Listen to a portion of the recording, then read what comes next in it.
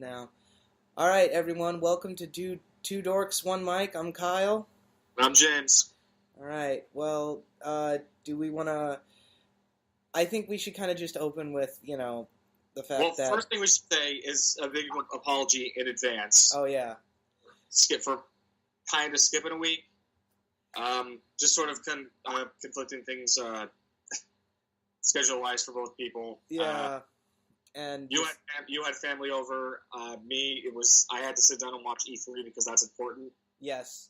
So this is like I felt bad because I was like, oh man, I might be able to record, and then I wasn't able to, and then I texted you and I'm like, dude, you may have to put something else up for just to put a video up, and then I guess thought about that, but I could not come up with anything solid or cohesive, so I just did it. Yeah, but So this is the makeup. This is like a big apology and making up for lost time. And then yeah, okay. So I think a bunch of different things. Yeah, it was. My mom and sister decided to show up unannounced to celebrate my birthday, and I live in Orlando, so they wanted to go and do things. And I'm like, no, I want to stay in my apartment and not go and interact with people. But yeah, so yeah, it's all fine.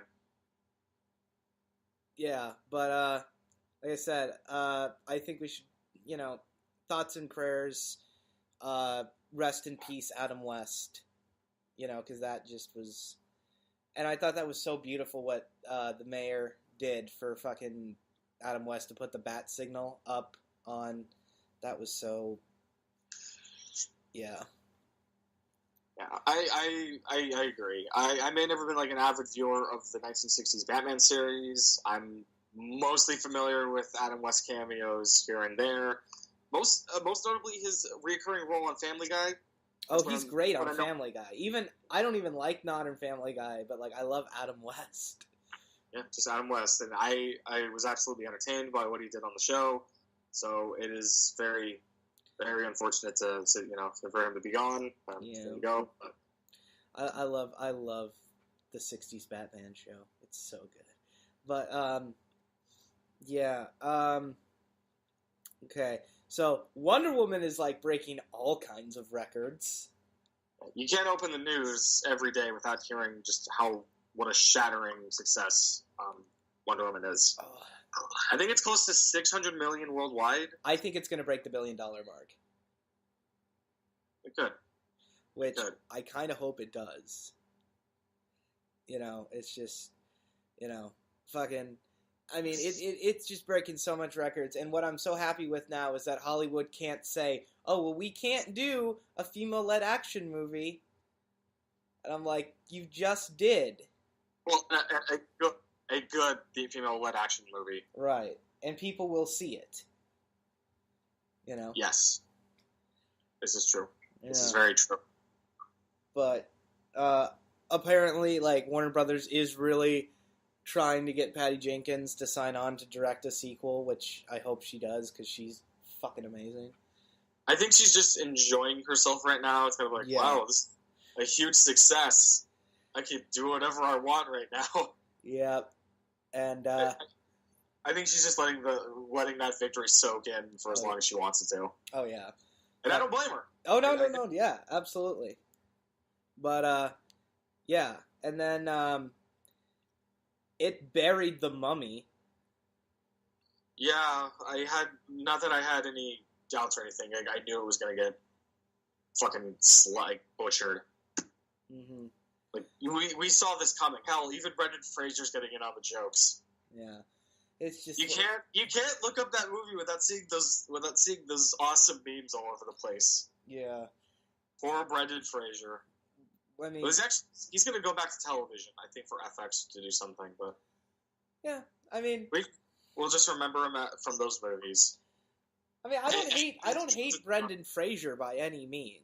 No, I don't hate Brendan Fraser either. But I think people just want to forget him because the Mummy movies are those movies are done. That ship has sailed. It's should we care about Brendan Fraser anymore? I've seen George of the Jungle. I thought that was a funny movie. Yeah. Back in the day. Yeah. But I haven't seen too many of his other movies, but he's talented. Yeah. In the same way somebody like The Rock is, they know they're not the best, but they do what they can. Exactly. And but like I said, yeah, it's not looking good for Universal's Dark Universe. I wouldn't be surprised if someday in the future they just stepped out and said, "Oh, hey, you know that universe thing that we were planning on doing? It's canned." Yeah. It's gonna be the next version of Mark Webb's Spider Universe. What thing he's gonna do? It's like, oh, we got movies coming out left and right in the future. That was Sony, not Mark Webb. That was Sony, not Mark Webb. I like Mark Webb. You're right. I shouldn't be busting his balls too much, but like that was just an ambiguous, getting ahead of yourself kind of promise that just is not going to deliver. Exactly. And this is going to be the same. It's going to be. I just can't think of how could they get their asses out of the fire now? What are they going to do? Yeah. It's just interesting and kind of, yeah. Let's hope Sony can do better with Venom, but Tom Hardy is already going to be why that movie's going to be awesome because, yeah, I could just picture it right now. Him just getting jacked beyond belief. Yeah. Getting jacked beyond belief. That costume being entirely practical. With some cool digital or like I would actually like them to make the entire costume practical, kind of like what am I thinking of? Like yeah. I was thinking like The Thing. Like I was thinking kind of like The Thing. Right. You got this grotesque monstrosity that's completely practical. Yeah. And it'd be like they could totally apply that concept to Venom. Yeah. That would be really interesting to see. Absolutely. But yeah, it's just okay. Moving on to other things. Do we want to? Because there wasn't really a lot that happened in the movie world, like kind of really, at least in the geek movie world. Like that's why I said it was like the post E3 show because that's the only thing that happened that was important this week. Yeah. Do we want to talk about E3? If you don't have anything else movie related, then I can.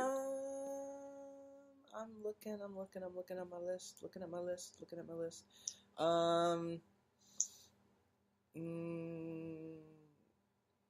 I can't. Do we want to talk about like Justice League reshoots that are happening? Oh yes, the wonderful reshoots.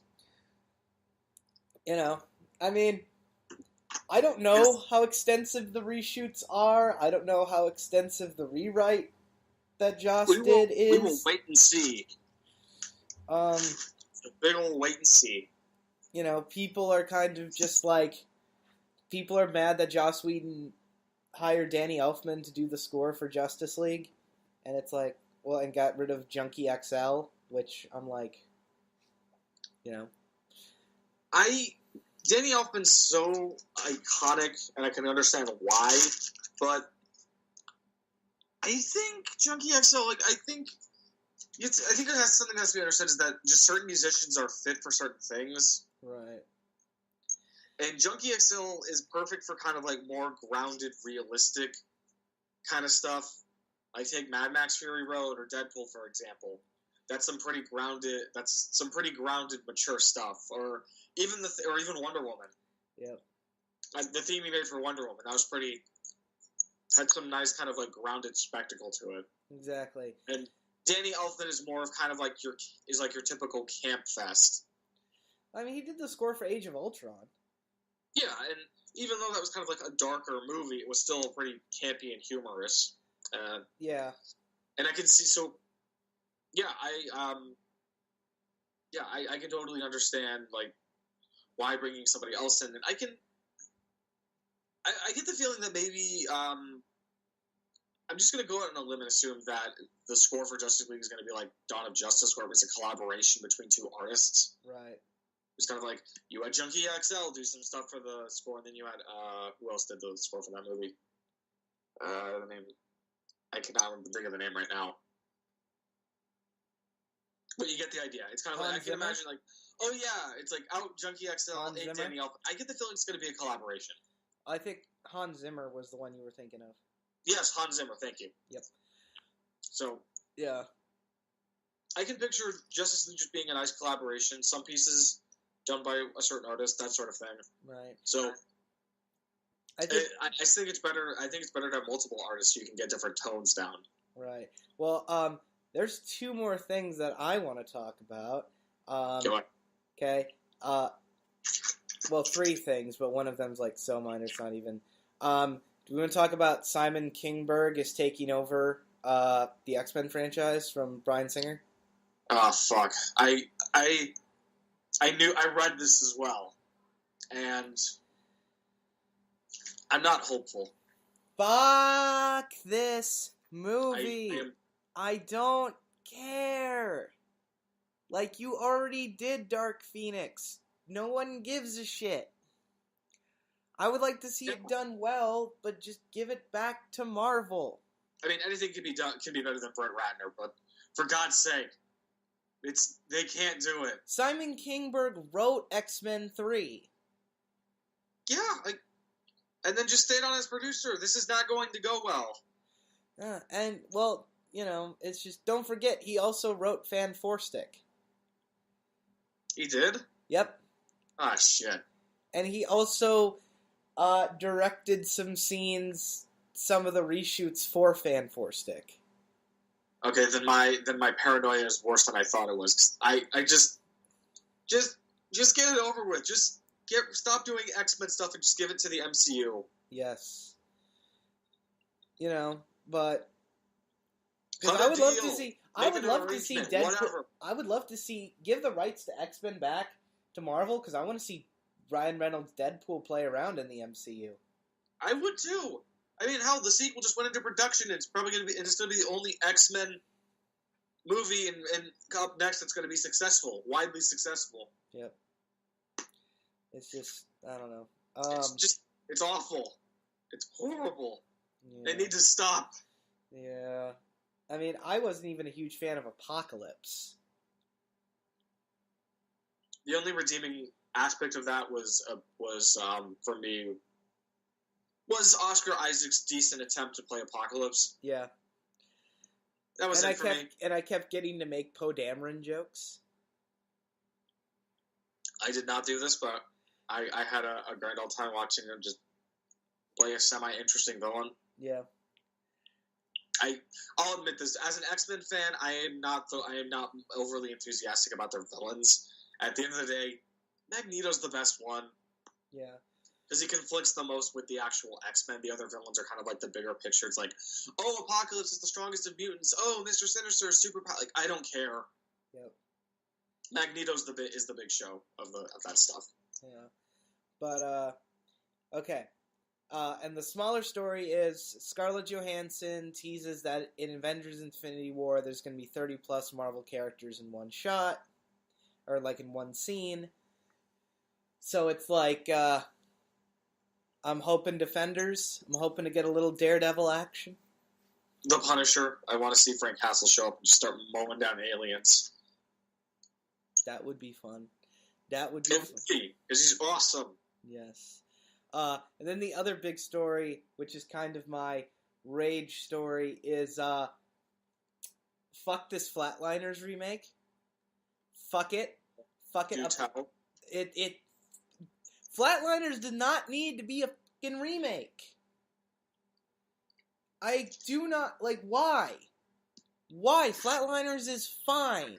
I'm not even a big Flatliners fan. I think it's a good movie, but this trailer looks fucking terrible. And it's more unrealistic than the original.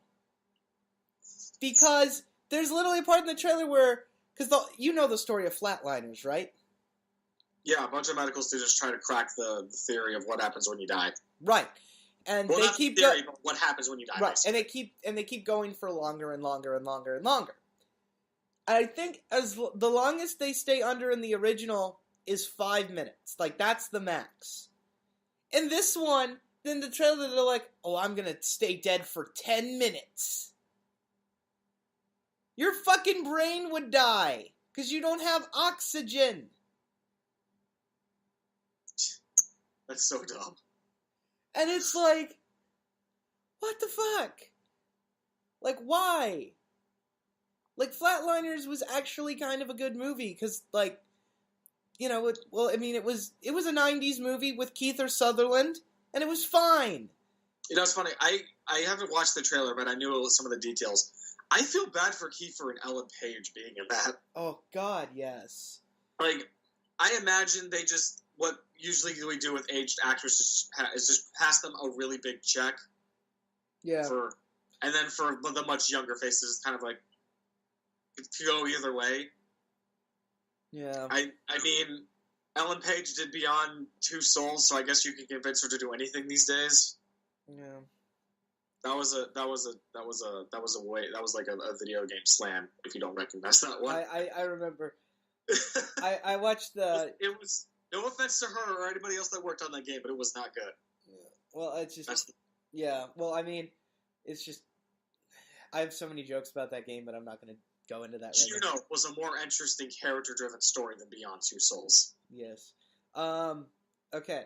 So, yeah. Fuck Flatliners, the remake, because the original's fine. It's not This will great. be interesting. I'm just going to bring in a giant bag of popcorn, just sit back and laugh my ass off kind of movie. Dude, you should see the original, though. Because the original isn't bad. Because I like Kiefer Sutherland. Well, who doesn't love Kiefer Sutherland? He's got one of the most amazing voices in fucking Hollywood. He does. Even with his post-smoking problems. Yep. That voice is golden. Oh, I love Kiefer Sutherland. All you have to do is play Metal Gear Solid 5, and you don't even get to see his actual face. We're like, holy shit, he makes Big Boss sound cool. Yes. Fucking. I don't want to start any fights with the Metal Gear fan base. I'm a big diehard Metal Gear fan, but I'll be blunt. Kiefer Sutherland was awesome with what little voiceover, with a little dialogue he did have in Metal Gear Solid 5. Fucking amazing. I'm not a big fan of Metal Gear. It's one of those. I wasn't really either, but once I got into it, I was in, and I love it. It's one of those things that it takes a lot of effort to get into. I was just kind of like, I just can't take the writing seriously. Well, you have to keep in mind it's another perspective on American culture. Yeah, but I'm basically saying it's a typical Japanese take on American culture, right. and the way everything in this nation works, along with other areas of the world. And keep in mind that regardless of like the weird characters and the corny stuff that is in those games, it's all one big satire. The one thing it's all reoccurring satire of different things. Okay. So you're playing. They are interesting games to play, but keep in mind that at the end of the day, when you finish them, there's a bigger picture. There's a bigger message to what's going on. Really, what it's all about, what it's trying to say. Okay. So good filmmaker trying to get a message out, but enough getting too sidetracked. But I think I will at some point. I'm going to sit down and watch Flatliners, the original. You're like, what am I missing? You should. Well, I mean, the original is directed by Joel Schumacher. You did tell me this before we started, and I couldn't help but laugh. Like, really? Bat nipples? Here's the thing. Here's the thing. Joel Schumacher directed two of the coolest movies ever: Lost Boys and Flatliners. Wow. And like, I haven't even seen Lost Boys either. I know what it is. Yeah. I know what it's about, but I haven't seen it. You know. Well, because apparently, like, back when Schumacher was making Batman Forever, he wanted...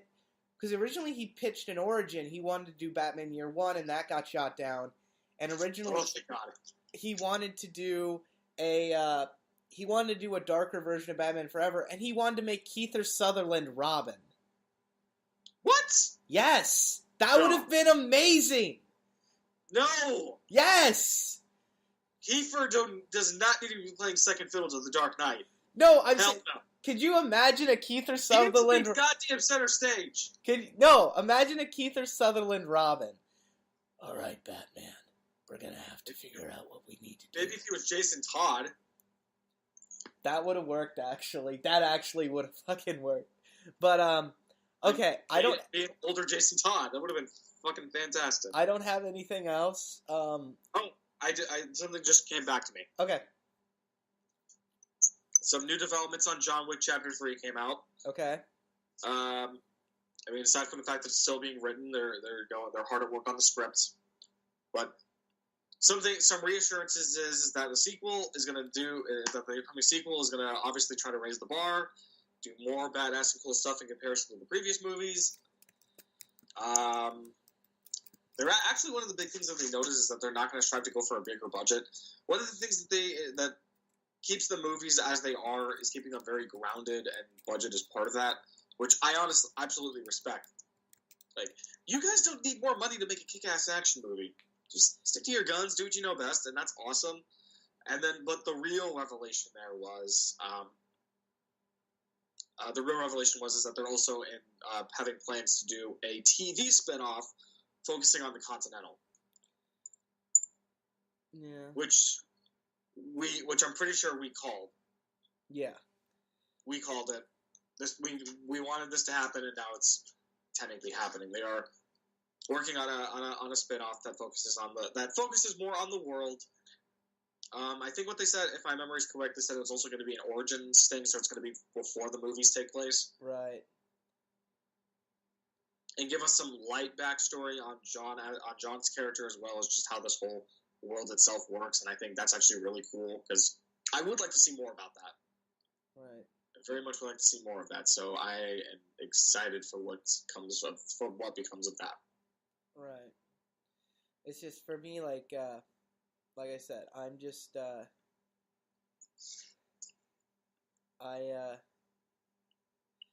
Modern Day Hollywood for what they're doing. Yeah. Well, then you mentioned Lost Boys. That's probably going to get rebooted at some point in the future.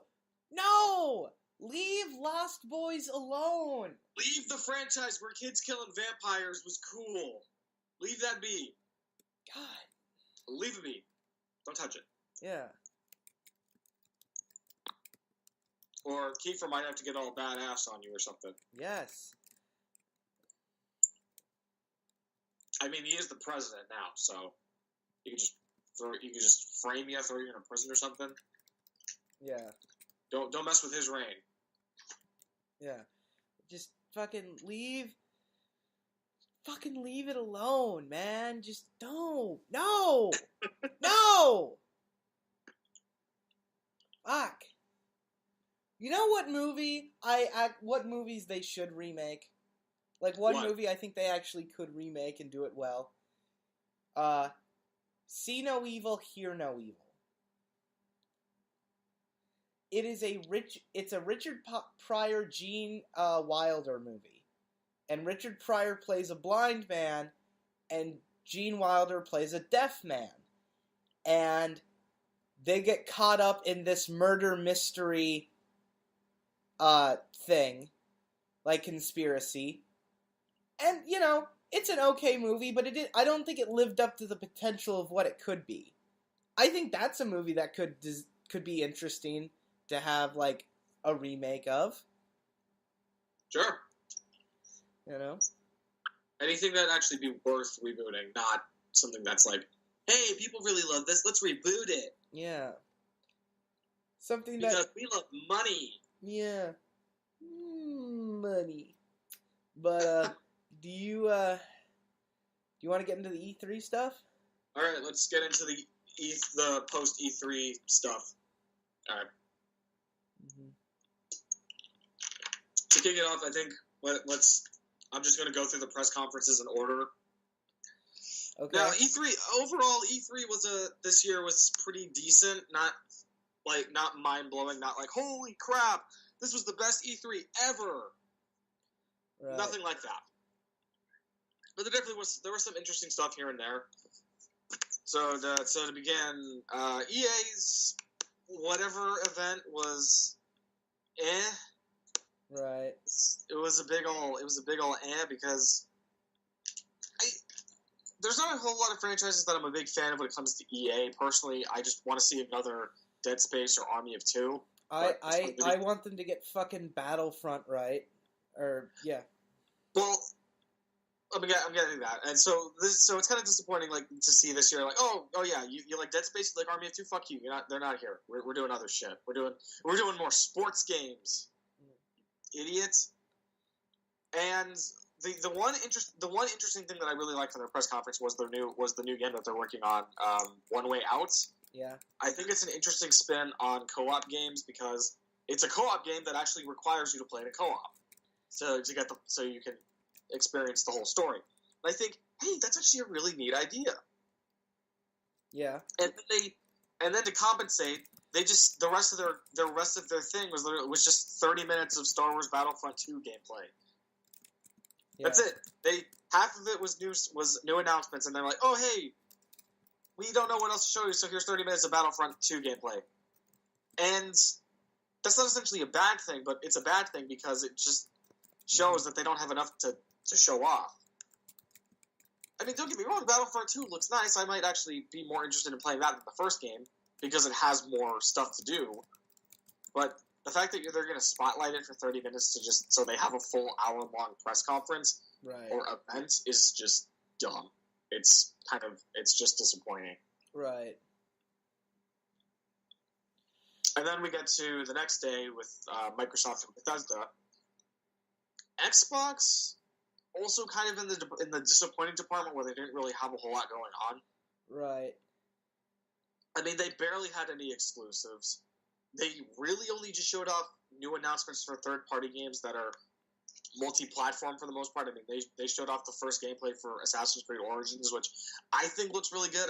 I watched the trailer multiple times that day because I thought, holy crap, this actually looks really good for a comeback to the franchise. Right. Because I liked the kid. I'm very selective about what games in that series I like because not all of them are great in my opinion. Syndicate's still my favorite because Victorian era London is fucking amazing. Right. But I was skeptical based on the rumors and leaks about, like, oh, it's going to take place in ancient Egypt, it's going to be about the origins of the Assassin's Brotherhood. I'm like, I'm kind of skeptical, but then I saw footage of it in action. And then I was blown back. This actually looks really good. Egypt looks beautiful. It's fast. It's like, it's... Well, I recently finally finished playing Breath of the Wild. Oh, how was that? It's like, this is like Breath of the Wild, but Assassin's Creed. So this is welcome because they're finally going full circle. They're finally, going bigger and making Assassin's Creed a full-blown action RPG, and I think that's amazing. That's really cool. So, right, I'm pretty excited for it. Although, I'm also kind of disappointed by the Xbox One X, their mid-generation solution to more powerful hardware. Like, do what you want, but I'm going to be blunt with you. I think this idea of making slightly more powerful versions of the existing system is a waste of time. Right. I am perfectly happy with the standard model PlayStation 4, Xbox One I currently have in my possession. They run games fine. Games look great on their own. I do not need a more powerful version of that to get higher quality games. I mean, and that's another thing that was kind of weird is that they showcased all of the footage that they showcased was in 4K. Like, my eyes can't process this. I can't tell the difference. For all I know, this is the standard version of the game, and it looks fucking amazing. Right. Because it does. Assassin's Creed Origins looks amazing. I don't care that all the footage is in 4K playing on an Xbox One X. I don't care. It looks great, and I'm looking forward to that. The other announcements that they showed off, I'm really excited that Life is Strange is getting a new game. But my biggest concern is it's a 3-part prequel. It's a 3-episode prequel to before the events of the main game. Right. Like, Life is Strange is one of my all-time favorite games. I love everything about it. It is perfect. And I was hoping that they would make more of it. So, hey, it's exciting that they're making more, but I'm a little skeptical that it's a prequel. Like, am I going to get the same Life is Strange experience in a prequel? And to make matters more skeptical, it's being handled by a different developer while Don't Nod focuses on a legitimate sequel. So, exciting but kind of concerning. It's like, I'm kind of worried here. There's a new Metro game being made. I still need to finish the previous 2 games, but I like the concept. I do really like the idea of the premise behind Metro, so they're making a new one. I'm looking forward to it. I want to get my hands on that. That's going to be great. Yeah. I mean,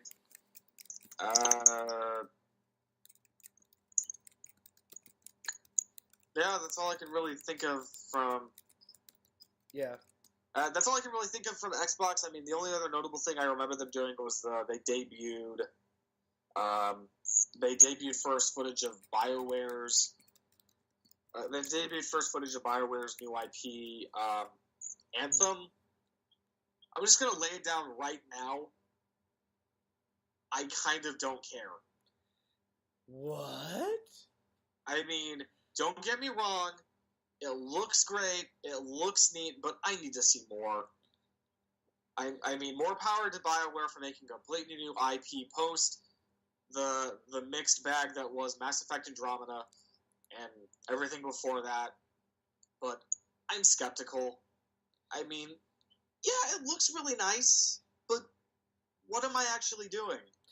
What is the point of this? Like, I'm not fully understanding the scope of the experience. It looks just... I don't know. I need to see more of it. So, as we're running it right now, I really don't care. Right. Whatever. And then... I don't know. You got any thoughts about that, or...? I am 100% in congruence with everything you just said.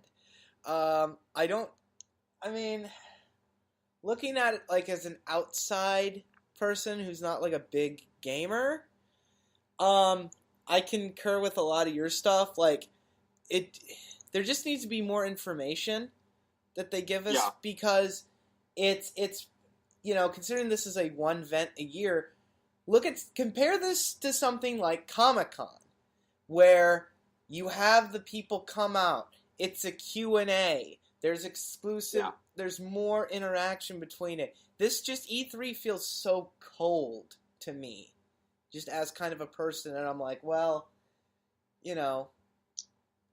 like, what do we know? And I'm like, this is probably the most nitpicky thing I've ever done. Why is the new God of War called God of War? Isn't that just confusing? Okay, we'll get to that. But is this a reboot? Is it a sequel? We'll get there. Just, you be patient, man. We'll get there. But I don't want to be patient, Dad. I just... The whole E3 thing is that there's just not enough to show. It's like, oh, we're going to show you a pretty cool game demo, and then that's the end of it. I mean, the only more that they do for that kind of thing is just have representatives of those games go to the different outlets and do interviews and give you a little bit more information. But do panels, for crying out loud. Right. Q&As, that sort of thing. Tell us more than what you show. Right. Because when it comes to new IPs, if I don't have enough information, how is that going to secure my possibility that I'm going to be interested later and actually going to buy it when it launches? Right. I mean, if it's not established stuff that caught my interest before it was announced or caught my interest in some other way, like, I'm probably not going to buy this new game that you're pitching to me. I'm being honest. Yeah.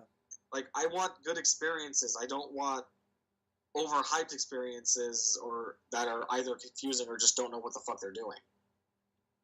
I'm being blunt. I want something straightforward that knows what it is, and that's really all I have to say about that. But moving on to Bethesda, they did 2 things that make a difference to me. Don't get me wrong. I think VR is neat in theory. I'm not somebody that would be overly enthusiastic about it, but yeah. But I like that they're doing what they can to get that out to the common market. I think it's neat that they're doing that. But I'm confused.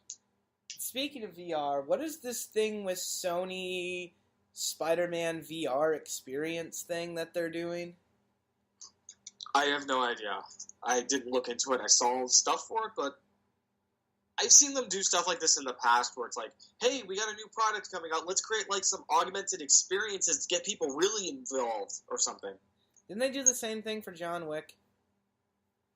I know I know they made like a VR experience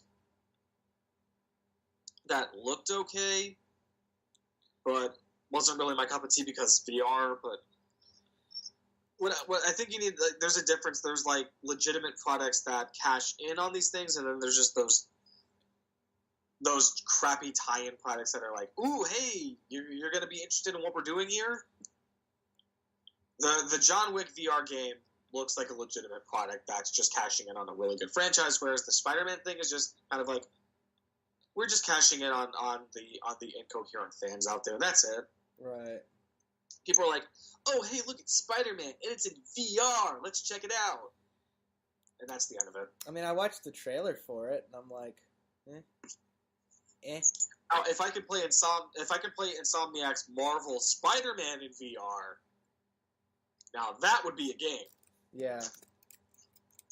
That would be amazing, but I'll get to that in a moment. But yeah, the two big things that mattered to me during Bethesda's conference was the fact that Skyrim is coming to the Switch later this year, and the cool thing I like about it is if I take my Link amiibo from Breath of the Wild and scan it, you can actually dress like Link from Breath of the Wild in Skyrim. That's awesome. I now have a legitimate reason to play it. Like, I can finally finish Skyrim now because I can play through as Link. Excitement. And then the other one this is probably going to be my most anticipated game of the year. The Evil Within 2. Oh my god, I did not think this game was going to get announced, but it's been announced. It looks spooky as hell. It looks like everything I wanted. Oh my gosh. Friday the 13th needs to get here soon. Because I want to get my hands on this game. I want to keep the trend of good horror games coming out going. I want to pee my pants, all that stuff while I play this. I need this game in my life. I need it now. You need it in your life? I need the Evil Within 2 right now. It looks fucking amazing. I need it. I need it. And I mean, aside from that, Wolfenstein 2, the new Colossus looks cool, but I haven't finished the New Order yet, so we see. I mean, the game looks promising so far. I mean, at the end of the trailer, there's a guy literally fucking tripping acid while they're in the middle of a firefight. Like, they're in combat, and a guy decides to trip acid. That's the kind of quirky shit you'd see in Wolfenstein. Or hell, even in the beginning portion of the game, you're going to be fighting Nazis in a wheelchair. Wait, I got to fight Nazis in a wheelchair? Well, Wait, am I in the wheelchair or are the Nazis in the wheelchair? No, the main character, BJ Blazkowicz, is in a wheelchair. No, I liked what I played as the New Order, but I'm not getting overly enthusiastic about the sequel until I finish the New Order or play the Old Blood, because I feel kind of like disconnect. Because I feel kind of a disconnect. Like, I don't really fully understand what's going on here, so I can't get fully amped up for it. I mean, in a sense, I am excited because it's a sequel, and I do like Wolfenstein, but I'll just have to see. I'll just have to see. But based on what they showed, like, it looks fucking quirkier than the first game. Like, again. Right. In part of the game, you fight Nazis while being bound to a wheelchair, and there's a guy fucking tripping acid and has his Jiminy Cricket equivalent, like, just skipping around on the ground. It's hilarious. Skippity-doo-dah, skippity-day. Yeah, it's hilarious, but Bethesda, they did a good job. Their event was interesting, and they definitely won me over by announcing The Evil Within 2, so I'm excited for that. Next up is Ubisoft and Sony on the next day. Well, the short version of it is Ubisoft's disappointing for me because no new Splinter Cell. I have to wait another year to possibly get an announcement, so I'm bummed out by that. Right. I'll give some of their new stuff a try. I mean, aside from that, I mean, they showed off first gameplay for Far Cry 5. It looks fucking awesome. I can't wait for that. Coming early next year, because Far Cry's awesome. I'm going to shoot a bunch of crazy-ass cultists without any remorse or guilt. It's going to be fantastic. You get to shoot them in the face? I am going to shoot them in the face on the rest. Because you can do that in Far Cry 5. Yeah. So it's going to be awesome. This is one instance where video games should influence the real world. By going and punching a Nazi in the face in a video game, we should go punch Nazis in the face in the real world. We should. We should put on our we should just dressed like BJ Blazkowicz and went around just punching Nazis in the face. Yes. Yes. That is glorious. Just punching Nazis in the face. You should. I love. Yeah. It's like, get fucked. This is America. Suck it. That would be great, but that should be a national sport. Punching Nazis in the face. That's another thing I like about Wolfenstein is basically like in the alternate future how they warp modern day culture. Yeah. To all Nazi-like. I think that's kind of interesting, but yeah. Yes. Let's don our kick-ass leather jackets and go fuck up some Nazis. Yes. I mean, even Captain America punches Nazis in the face. He does. I mean, hell, his debut, he punched Hitler in the face. Yes, he did. Who remembers that? I do. I do as well. Because even I, who don't like Captain America as a character, can appreciate him because he punches Nazis in the face. Because he's awesome. He's awesome. But moving forward, just the basic stuff I would expect from Ubisoft. I think the real showstealers at the end of it when they finally announced Beyond Good and Evil 2, a game people have been waiting a long time for. I have yet to play the first one. It's in my collection of games. I just have to sit down and play it, but when I do, I will understand, like, oh, hey, I can get enthusiastic like everybody else, but hey, it's cool that it's finally been announced. That's awesome. That's exciting. I really have nothing else to say, but let's finally get to the interesting conference of E3, Sony. Let's get back to that. Okay. All right, so picking up where you left off, God of War. Good God, why? The more I see of this game, the more it makes me frustrated. Because this isn't a God of War game. God of War is about giant, spectacular set pieces running around and butchering the fuck out of anything that walks. Yeah. This God of War does not have that. It's a walking simulator with third-person action with big old quotation marks. It's not a God of War game. It's basically The Last of Us with a Nordic coat of paint. Right. You walk through beautiful locations. You have conversations. You occasionally get into fights. And rinse and repeat. That's not God of War. It's not. It's not. And people are oohing and ahhing over this because, like, oh, and I don't know why. Like, are you excited that it's a new God of War? Are you excited that it's a Last of Us clone? What's got you so excited? Because I'm surprised not more God of War, like, genuine God of War fans are standing up saying, what did you do to the franchise? Yeah. I mean, I could care less that Kratos is older now, because, like, let's get this out of the way. It's not a reboot. It's not a reboot. It's a sequel. Okay, but it doesn't look like a God of War game. Well, yeah, I know. That's, like, the most confusing part. Like, this is a quotation marks proper sequel, because it does take place after the events of 3. Kratos is older now. He's got a new voice actor to drive home the fact that he's older and more broken and whatever. And it's just... But the biggest problem is it doesn't look like a God of War game. Like, I look at the gameplay. That's not the gameplay that I come to expect from a God of War game. Right. Like I said, it's all about giant set pieces and running around the area, butchering everything that moves. Now there's, like, this third-person, over-the-shoulder, like, strategic action element to it. It's just, oh, you gotta like really strategically think about your attacks, and it just doesn't look like the follow up to that series of games I loved to play as a kid and still do today. It just doesn't, and that annoys me. Right. It ruffles my feathers, and I don't understand why this game is such a big deal, because it is not the game. It is not the sequel that we deserve. Well, I mean, like I said, like, even as someone who's never really played a God of War game, This doesn't look like a God of War game.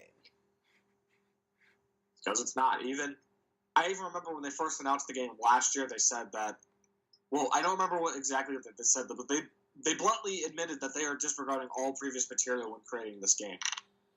Then it's not a God of War game. Why not call it something else? Like, I mean, technically it is, but you guys are disregarding all of the material of the previous games, and that's unfair. What about the people that want a genuine sequel, that want a genuine follow-up that does the same stuff but gives it that real next-gen coat of paint? Right. Because when I heard the rumors that, oh yeah, God of War is going to take place in Nordic mythology, I was excited. Like, he killed the entire Greek pantheon in the previous set of games, and now he's got to go somewhere else. Like, Nordic mythology is pretty cool. But then I see the footage, and I'm just, what happened? This isn't Kratos. Right. I mean, it is. But you could have easily fooled me and said, oh yeah, it's a new guy that looks like Kratos. Like, I know my stuff. That's Kratos. But he's not doing Kratos things. And that is disappointing. Right. That gets on that makes me sad. And I just, what are they gonna do? What are they gonna do next? What are they gonna do next? They're gonna take a, what are they gonna bring back Twisted Metal and turn that into a walking simulator? Right. They're gonna take out the cars from Twisted Metal. It's gonna be all about environments where you talk to people. Right. Coming 2019, everybody.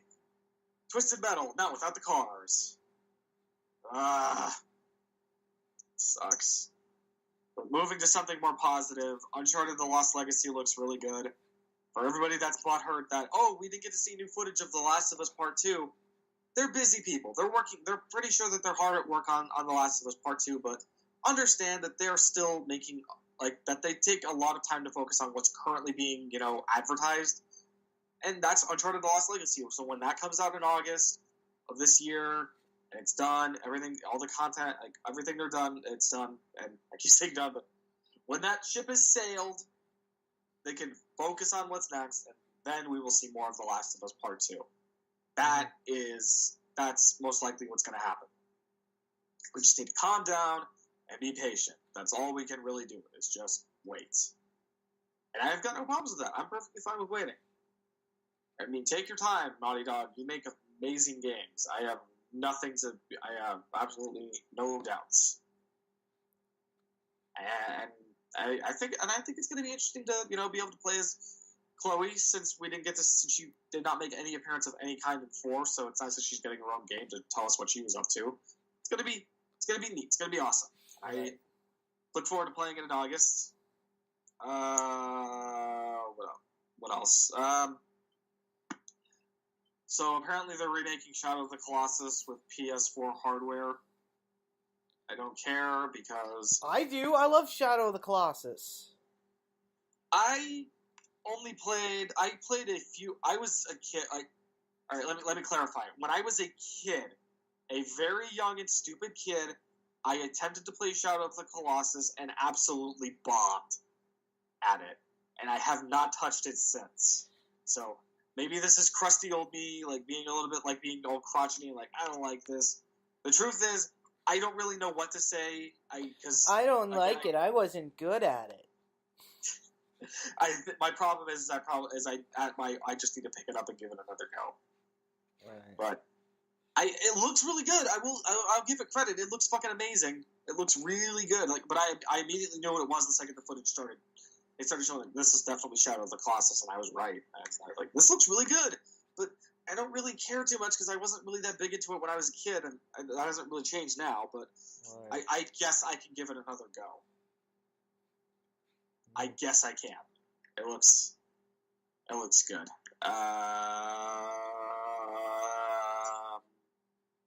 Horizon Zero Dawn is getting an expansion. I didn't play it when it first came out. I don't know if I'll ever play it. Right. So, not a big deal to me.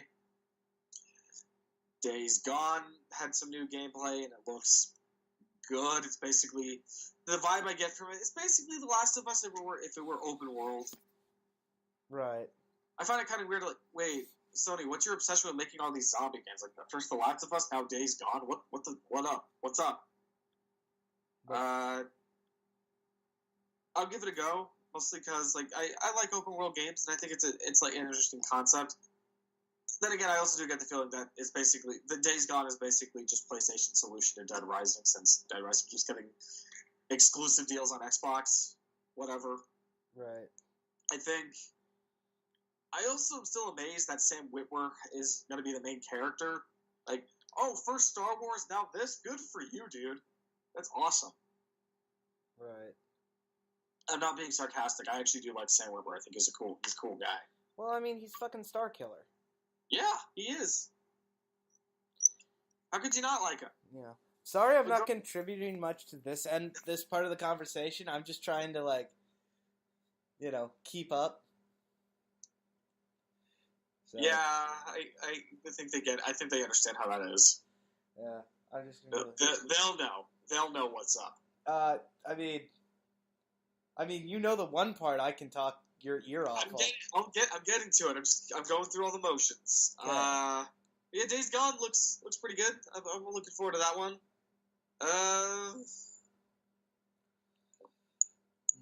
Call of Duty World War II. I don't care because I'm done. I'm sort of done with the franchise. Call of mediocre bullshit that ruined gaming. Until other people decided to make good first-person shooters that were original. Yeah. Oh yeah, and there's all the disappointment that Death Stranding didn't make an appearance. How about when it's in a playable state and they can actually show me gameplay for it? Then let's ask them to show it off again. Until then, no. Right. I have faith that it'll be an interesting game, but I want to see gameplay, for crying out loud. Just show me gameplay. That's all I want. Right. Just do that for me, please, but whatever. Right.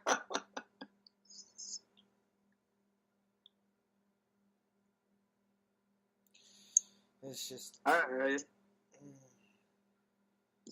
So. I think that covers all the turf. Yeah. Well, gloss over, make sure I'm not forgetting anything. Oh yeah, Marvel vs. Capcom Infinite. I'm starting to have doubts, because so far the roster has no X-Men characters. Yep. And I've looked at close pictures of the character models. They look terrible. This is supposed to be a next-gen experience, and the character models look absolutely god-awful. Yeah. It's just... It's painful to look at it. Like, wait, this is Capcom creating a next-gen fighting game, and it looks worse than something great like Mortal Kombat X, which came out in 2015. You have the 2-year advantage, and yet you make a game that looks that looks bad by comparison. That is unfortunate. Yeah. That's awful. Oh man, that is. Okay, now we can jump ahead and get to the big cheese, the big thing that makes made Sony's press conference the best part. Oh my god, it looks fucking amazing. Spider-Man looks amazing. Spider-Man looks amazing.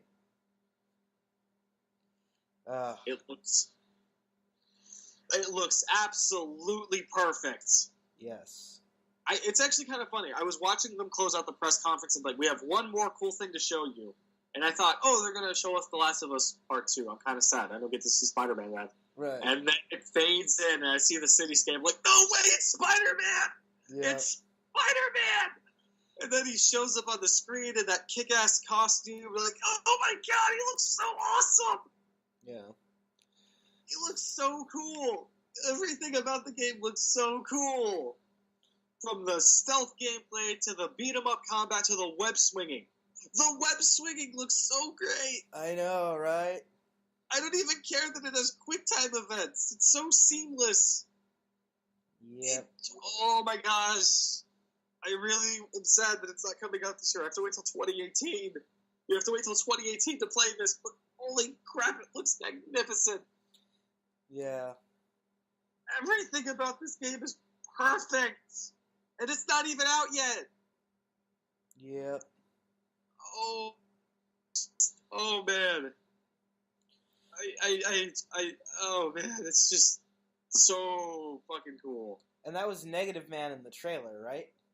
Yep, that was Mr. Negative. Yeah, or So Mr. finally Negative. got a first look at one of the big baddies of the game. Like, oh hey, Mr. Negative looks pretty cool. Yep. And I like how they teased all like the possible characters in the game. Like we got to see the Kingpin. Yep. Norman Osborn's probably going to be in the game. Yep. Oh man, next gen experience to get to fight the Green Goblin. Holy crap, that'd be so cool. But Daredevil, like the Kingpin being in there raises my hopes that we'll see Daredevil. Yay. Like, I'm speculating that if they're focusing on a more comic centric universe, Daredevil could definitely show up in this. And the fact that there's like a brief moment where we get to see the Kingpin, like does that mean Daredevil could show up? I don't know. And I mean the idea that Miles Morales is going to be in this game, is going to be in this universe, strengthens that idea that other characters could cross over and make appearances. Yay. Yeah. So it's very exciting. Yep. I am. Yep. Oh man, it is. It is very. Oh man, I just want to play. I just want to play it. I need this. I need the game. You need it? Most anticipated title of 2018, hands Spider-Man. Mm-hmm. But yeah, so I just need a copy. I just need to run around. Just yep. Oh my goodness. So beautiful. It's yeah. Damn it. I want to see more. I want to see more of this game. Yeah. So beautiful. It looks so good. It does. It looks so good. I can't wait. Yeah, I don't want to wait any longer. I just want to play it. Yep. But then we gotta shift them gears. The Sony wasn't the end all of it. Nintendo did make an appearance. Did do their thing, and it was okay.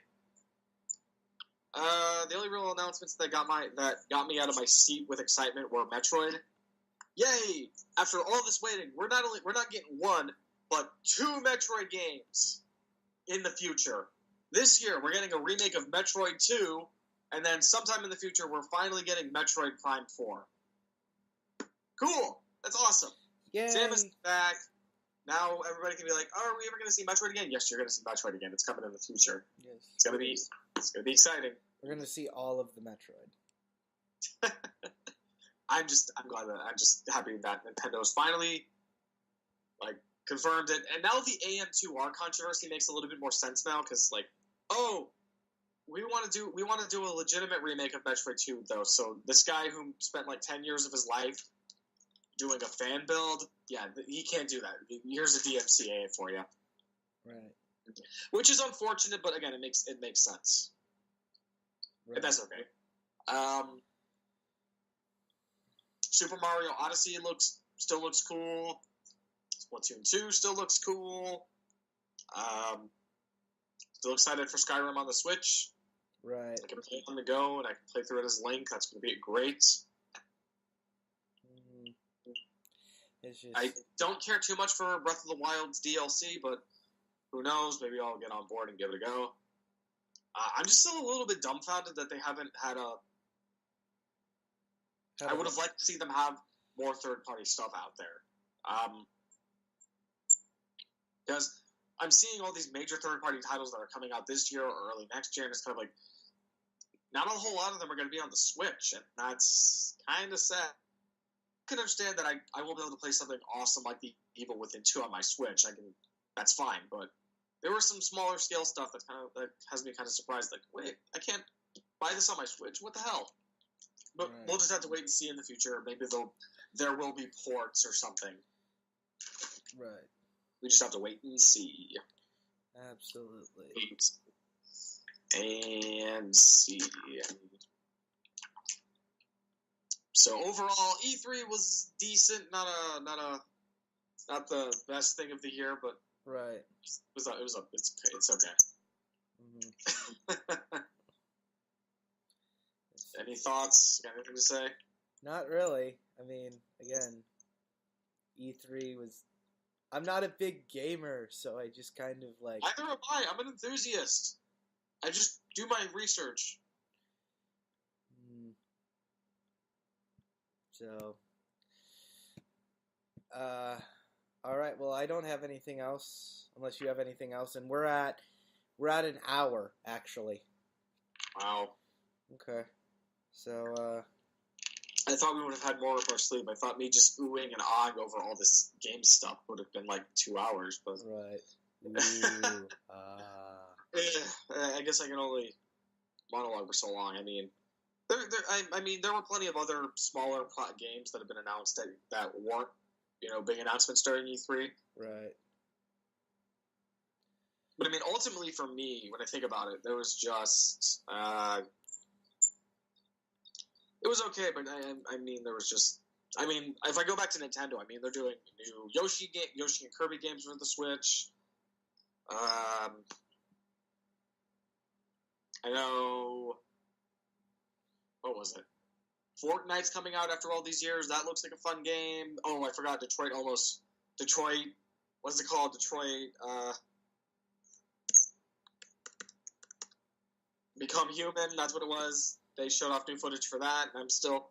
Oh, finally, David Cage just made a video game that catches my attention. Bravo. Really? Yeah, I'm not a fan. I'm not the world's biggest fan of his work. I think he tries way too hard to be like. He's like the M. Night Shyamalan of video games. He tries way too hard to make symbolic stories. Hey, I like M. Night Shyamalan Ding Dong. I'm not saying that he's absolutely terrible. I thought Split was fine, but there comes a point in all of his movies where he gets completely over the top with symbolism. Oh yeah, totally. And David Cage is no exception with his video games. Yeah. Like, he could just tell simple, grounded stories, but no, the rest are more to them. But Detroit Become Human seems to be averting that. It's really just a simple, grounded story of, hey, we're in a future where androids exist and live amongst humans.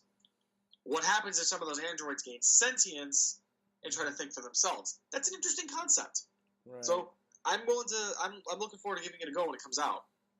But until then, the only things that I'm excited for are Evil Within 2, Marvel Spider-Man, and Metroid Return of Samus, or Samus Returns. Right. Those are the big 3 games I got my eyes peeled for come the end of this year. Excellent. Excellent.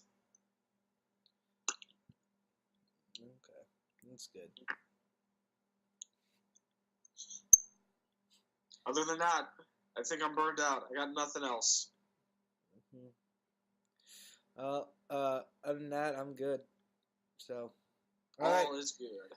So, all right, we're at an hour and 3 minutes. I don't have anything else, so I'm gonna stop it here. This has been Two Dorks, One Mic. I'm Kyle. And I am James. Have a good night. See you in the next video.